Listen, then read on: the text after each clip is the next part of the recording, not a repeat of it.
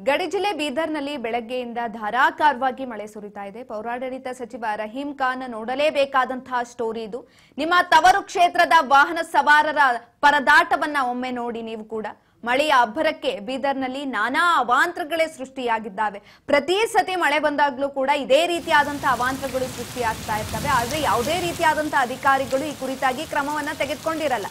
ಹಾಗಾಗಿ ಪೌರಾಡಳಿತ ಸಚಿವ ರಹೀಂ ಖಾನ್ ನೋಡಲೇಬೇಕಾದಂತಹ ಸ್ಟೋರಿ ಇದು. ಗಡಿ ಜಿಲ್ಲೆ ಬೀದರ್ನಲ್ಲಿ ಬೆಳಗ್ಗೆಯಿಂದ ಧಾರಾಕಾರವಾಗಿ ಮಳೆ ಸುರಿತಾನೇ ಇದೆ. ಇದರಿಂದ ಹಲವು ರೀತಿಯಾದಂತಹ ಅವಾಂತರಗಳು ಸೃಷ್ಟಿಯಾಗಿದ್ದಾವೆ. ನಿಮ್ಮ ತವರು ಕ್ಷೇತ್ರದ ವಾಹನ ಸವಾರರ ಪರದಾಟವನ್ನ ಒಮ್ಮೆ ನೋಡ್ಲೇಬೇಕು ನೀವು.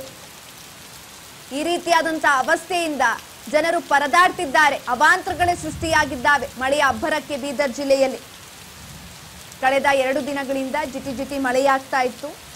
ಈ ನಿಟ್ಟಿನಲ್ಲಿ ಎಲ್ಲರೂ ಕೂಡ ಜನಜೀವನ ಅಸ್ತವ್ಯಸ್ತವಾಗಿರುವಂಥದ್ದು. ಇಂದು ಬೆಳಗ್ಗೆಯಿಂದ ಸುರಿದಂತಹ ಧಾರಾಕಾರ ಮಳೆಗೆ ಈಗಾಗಲೇ ಜನಜೀವನ ಅಸ್ತವ್ಯಸ್ತವಾಗೋಗಿದೆ. ಅವಾಂತರಗಳು ಸೃಷ್ಟಿಯಾಗಿದ್ದಾವೆ. ಮಳೆಯ ಅಬ್ಬರಕ್ಕೆ ಕೆರೆಯಂತಾಗಿದೆ ಅಲ್ಲಿನ ನಗರದ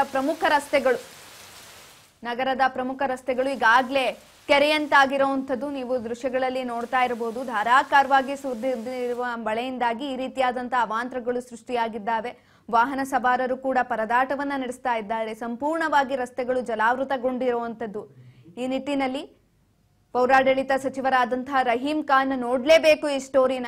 ಆದಷ್ಟು ಬೇಗ ಇದಕ್ಕೆ ಕ್ರಮವನ್ನ ತೆಗೆದುಕೊಂಡು ಅಲ್ಲಿನ ಜನರ ಈ ಒಂದು ಪರದಾಟಕ್ಕೆ ಸೂಕ್ತ ಕ್ರಮಗಳನ್ನ ತೆಗೆದುಕೊಂಡು ಈ ಸಮಸ್ಯೆಯನ್ನ ಬೇಗ ನಿವಾರಿಸಬೇಕು.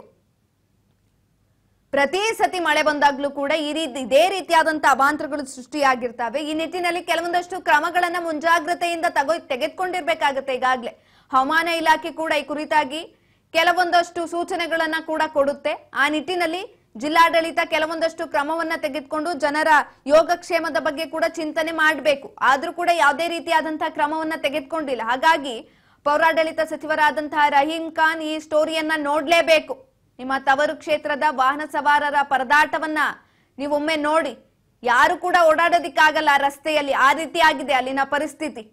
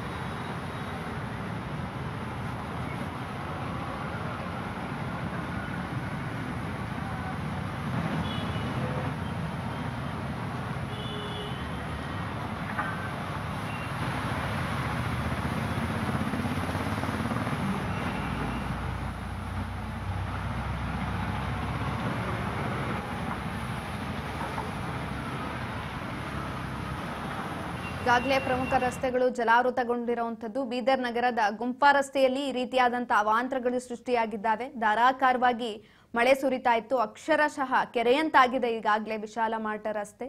ರಸ್ತೆ ಮೇಲೆ 2 ರಿಂದ 3 ಅಡಿ ನೀರು ಕೂಡ ನಿಂತಿರುವಂಥದ್ದು. ಸಂಪೂರ್ಣವಾಗಿ ಅಲ್ಲಿನ ರಸ್ತೆಗಳು ಕೆರೆಯಂತಾಗಿದ್ದಾವೆ.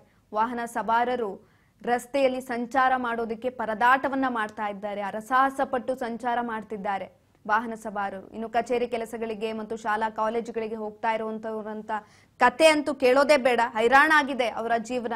ಜನಜೀವನ ಅಸ್ತವ್ಯಸ್ತ ಆಗಿರುವಂಥದ್ದು. ಹಾಗಾಗಿ ಪೌರಾಡಳಿತ ಸಚಿವ ರಹೀಂ ಖಾನ್ ಈ ಸ್ಟೋರಿಯನ್ನ ನೋಡ್ಲೇಬೇಕು. ಆದಷ್ಟು ಬೇಗ ಕ್ರಮವನ್ನ ತೆಗೆದುಕೊಂಡು ಅಲ್ಲಿನ ಜನರಿಗೆ ಸೂಕ್ತ ಸೇವೆಯನ್ನ ಒದಗಿಸಿಕೊಡ್ಬೇಕು.